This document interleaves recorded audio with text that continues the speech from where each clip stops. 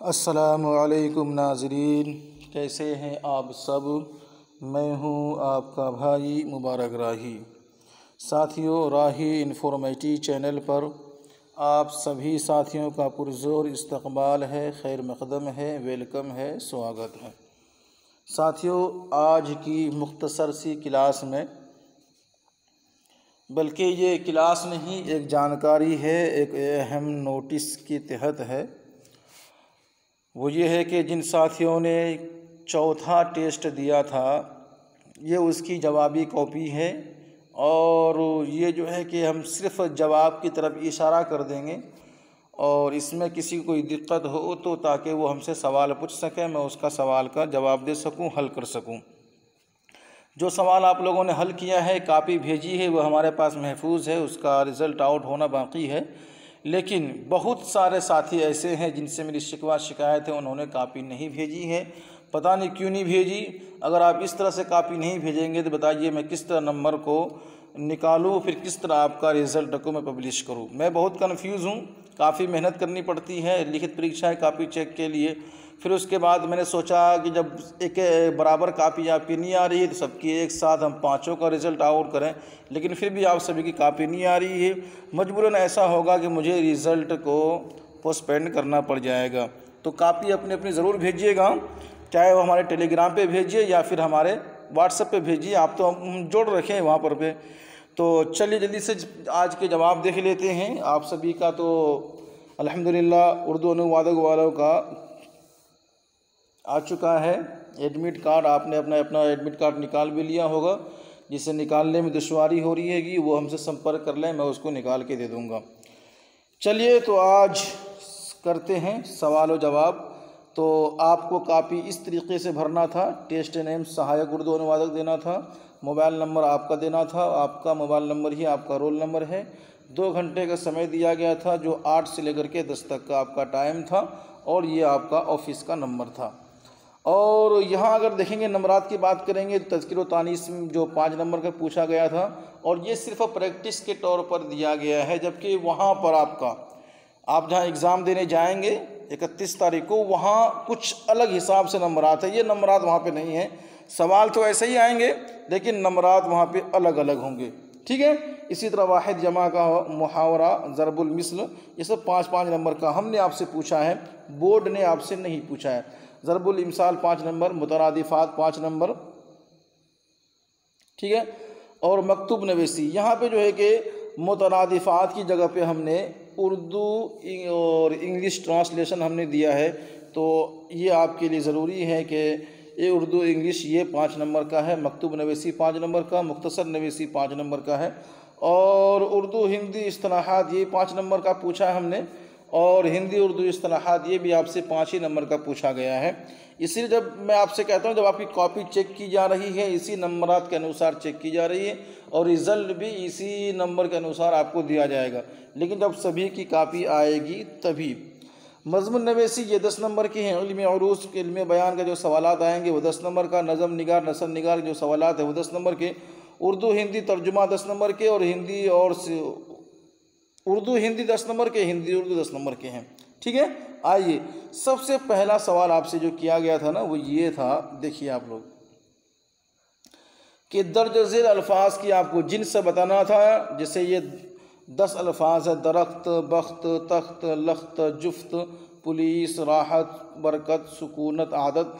ये 10 अल्फाज की आपको क्या बतानी थी, जिन्स बतानी। तज़कीर है कि या तानीस है। तो याद रखिएगा, ये जवाब जो हमने आपको दिया है ये बिल्कुल सही जवाब है कि दरख्त तज़कीर है, बख्त तज़कीर है, तख्त तज़कीर है, लख्त तज़कीर है, जुफ्त भी तज़कीर है, पुलिस तानीस है, राहत तानीस है, बरकत भी तानीस है, और सुकूनत भी तानीस है, आदत भी तानीस है। अपनी अपनी कापी चेक कर लीजिएगा सभी साथी।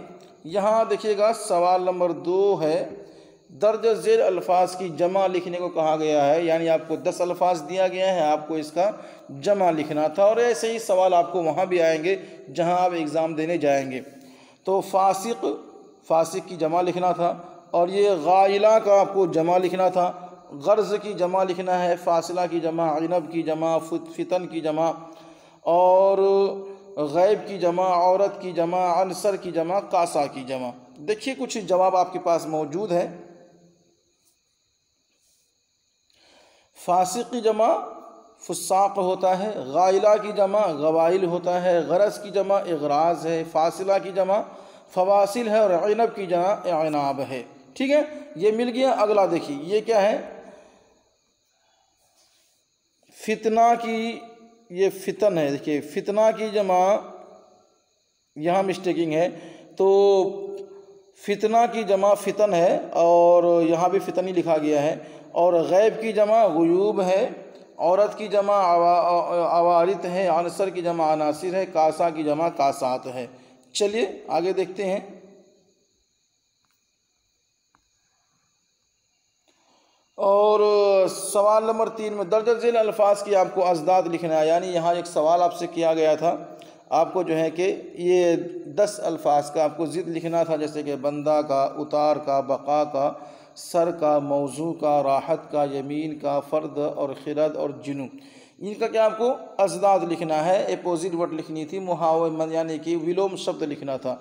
तो बंदा का साहब होता है, उतार का चढ़ाव होता है, बका का फना, सर का पा और मौजू का मुहमल होता है। ठीक है, और राहत का मुशक्क़त है, यमीन का यसार है, फ़र्द का मिल्लत है, खिरद का किला है और जुनू का खिरद है। याद रखिएगा। ठीक है, असल याद ये है खुर्द और इसकी होती है कला, ये जुनू है और जुनू का होता है खिरद।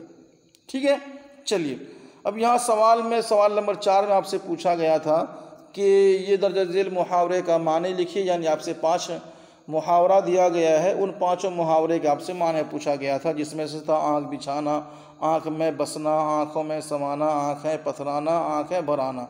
ठीक है, सवाल बड़ा ही आसान था, जवाब देखिएगा।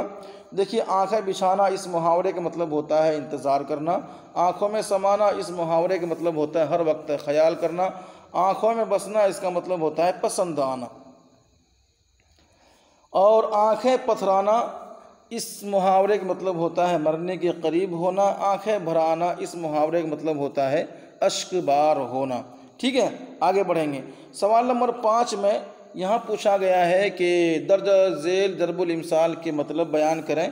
तो ये कहावत दिया गया है चंद यानी कि 5, उनका आपको मतलब बताना था। अंधों में काना राजा, आबनूस का कुंदा, और आई तो रोज़ी नहीं तो रोज़ा, आप खाए बिल्ली को बताए आप किधर से चांद निकला। इसका जवाब यूँ है, आप देखिएगा। अब अपने अपने कापी देखिए। अंधों में काना राजा, बेवकूफ़ों में अक्ल रखने वाला। ठीक है, आबनूस का कुंदा यानी मोटा और काला आदमी, आई तो रोज़ी नहीं तो रोज़ा, मिला तो खाना नहीं तो रोज़े। इसी तरह यहाँ है आप खाए बिल्ली को बताए, अपनी गलती दूसरों के सर लगाए। यहाँ आप सर लिखें, दूसरों के सर लगाए, अपनी गलती दूसरों के सर लगाए। आज किधर से चांद निकला यानी किस तरह आने का मौका मिला। चलिए सवाल नंबर 6 में आपसे क्या कहा है कि फ़ीस की माफ़ी के लिए अपने स्कूल के हेडमास्टर को ख़त लिखें। यहाँ एक ख़त आपके सामने है, मैं जिसको पढ़कर आपको सुना सकता हूँ। ठीक है, और बल्कि जिसको ये आज दिया जाए जवाब ये कापी आप उसको देख लीजिएगा, फ़ायदा रहेगा। मैंने लिखा है बख़िदमत जनाब हेड मास्टर साहब, अस्सलाम वालेकुम रहमतुल्लाहि व बरकातुहू। मुअद्दबाना अर्ज़ यह है कि मैं आपके स्कूल में 10वीं दर्जा का बहुत ही गरीब तालिब इल्म हूँ। मेरी वालिदैन के माहाना आमदनी इतनी भी नहीं है कि घर का सारा खर्च चल सके। घर में मेरे अलावा 4 भाई बहन हैं। घर के तमाम अखराजात मेरे वालिद के सर पर हैं, जो मुश्किल हो पाता है। इसी वजह से मैं स्कूल की फ़ीस अदा करने से कासिर हूँ। आपसे गुजारिश है कि मेरे वालिद की मौजूदा हालात को मद्देनज़र स्कूल की फ़ीस माफ़ कर दी जाए, ताकि मैं मुतमईन होकर तालीम का सिलसिला जारी रख सकूँ। मैं आपका हमेशा शुक्रगुजार रहूँगा, आपका फरमाबरदार शागिर्द। इस तरह से आप लिखेंगे। सवाल यहाँ है कि दर्ज झेल इक़्तिबास का मुख्तसर नवेसी करें।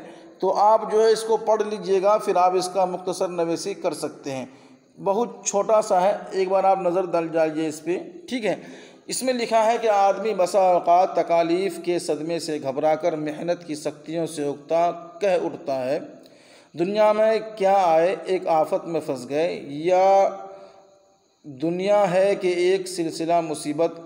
कोई उसे दोज़ख से तशबीह देता है और कोई उसको दारुल मुहन के नाम से याद करता है। गो अमलन सब उसकी मोहब्बत में मुब्तला है, और सिवाय चंद खुदा रसीदों के यहाँ से कूच करना कोई भी पसंद नहीं करता। ताहम एक ज़माना है कि उसे बुरा कहने पर तुला हुआ है। इसका मुख्तसर नवेसी कुछ यूँ है कि तकलीफ़ में दुनिया को आफत, सिलसिला मुसीबत, दोज़ख दारुल महन कहता है। खुदा रसीदों को छोड़कर हर शख्स उसकी मोहब्बत में गिरफ़्तार नज़र आता है। ये आपका हो गया मुख्तसर नवेसी।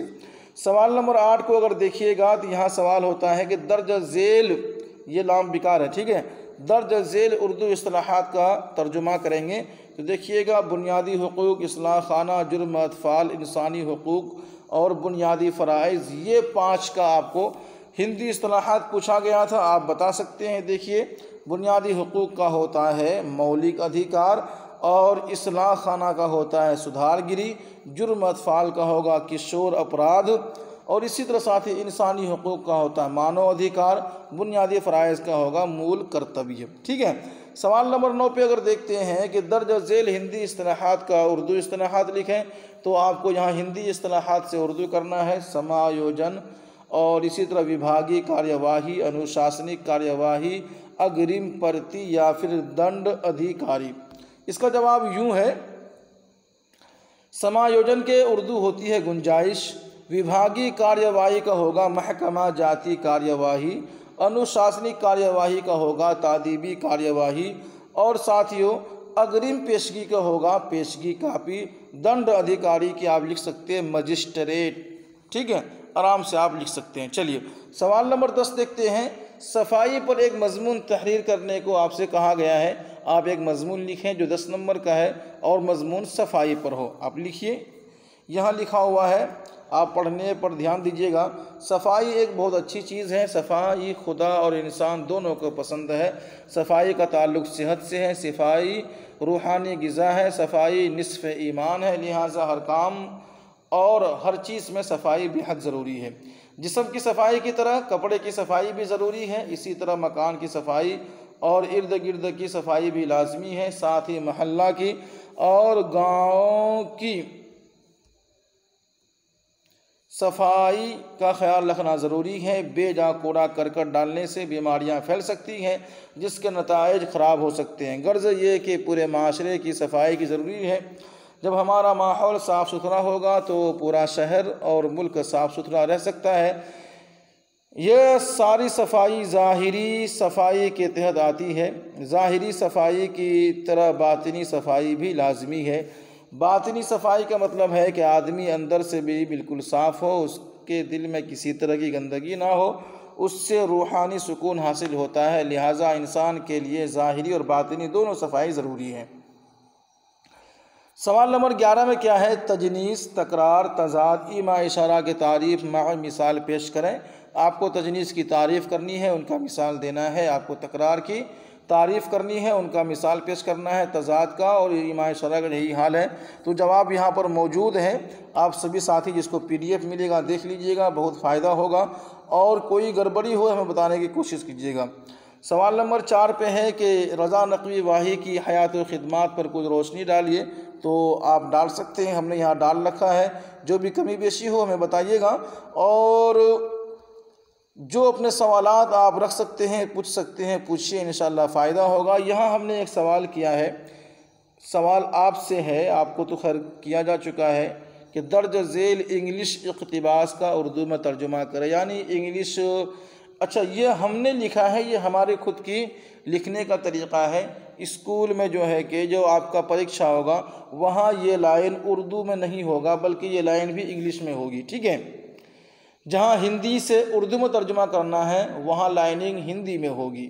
ठीक है, इसी तरह जहाँ जिस काम जिस ज़रिए से किया जाएगा उसी लिपि में उसको लिखा भी जाता है। यहाँ हमने लिखा है तो ये हमारी मिस्टेकिंग है, इसको याद रखिएगा। ठीक है, चलिए यहाँ लिखा है ना, home is the sweetest and attractive place in the world. तो याद रखिएगा, यहाँ आप तर्जुमा कर सकते हैं ना, घर सबसे अच्छा और पुरकशिश दुनिया में पुरकशिश होता है। तर्जुमा आराम से इसका आप कर सकते हैं। और इसी तरह we long to stay at home, तर्जुमा आराम से कीजिए, इसका लिखिए। और इसी तरह यहाँ है ये तर्जुमा, उसका जवाब यहाँ पे दिए, घर दुनिया की सबसे शीरी और पुरकशिश जगह होती है। तो तर्जुमा यहाँ पे किया हुआ है, आप लोग देखिएगा, मिलाइएगा, अच्छा रहेगा। सवाल नंबर 14 देखिए, यहाँ पूछा गया है ना, ये जिसको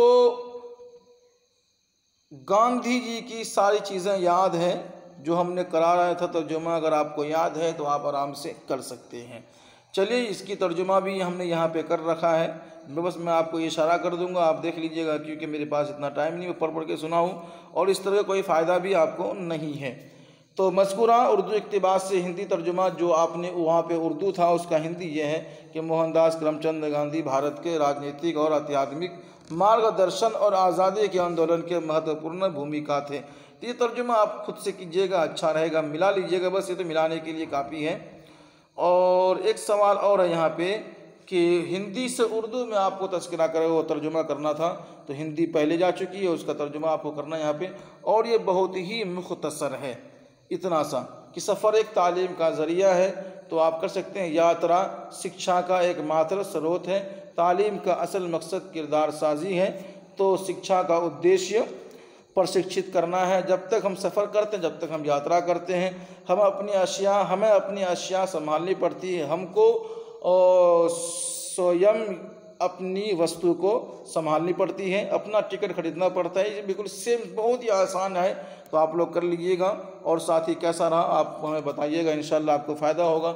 जुड़िए, क्लास नहीं हो पाई है, कल भी ये क्लास नहीं हो पाई है, आज भी, और हो सकता है कल भी ना हो पाए, क्योंकि मैं सफ़र में हूँ, इसीलिए थोड़ा सा मुश्किल होगा और वक्त नहीं मिल पा रहा है। सफ़र तो भी खैर, बड़ी सफ़र जो होना था वो सफ़र अभी शुरू नहीं हुई है, वो शुरू होगी, इसीलिए मेहनत कीजिए। हमारे जो है कि टेलीग्राम से जुड़िए, वहाँ से फ़ायदा होगा। और प्ले लिस्ट में आप जाइए, जहाँ आपको तर्जुमा निगारी के तकरीबन 51 क्लास वीडियोज़ हैं, आप उसको देख लीजिएगा, आपको तर्जुमा करना आ जाएगा। उर्दू हमने सब्जेक्टिव लेवल में पढ़ा दिया है, वो भी मेंस एग्ज़ाम प्रिपरेशन के नाम से ग्रुप है, उसमें आपको मिल जाएगा। और इल्म उरूज़ इल्म बयान हमने सब्जेक्टिव भी ऑब्जेक्टिव भी हमने पढ़ा दिया है, आप उसको याद रखिएगा। और सवाने हयात भी हमने पढ़ा दिया और पढ़ा भी रहे हैं इंशाअल्लाह, तो पढ़िए, याद रखिए। दीजिए साथी हमें इजाज़त, अल्लाह हाफ़िज़।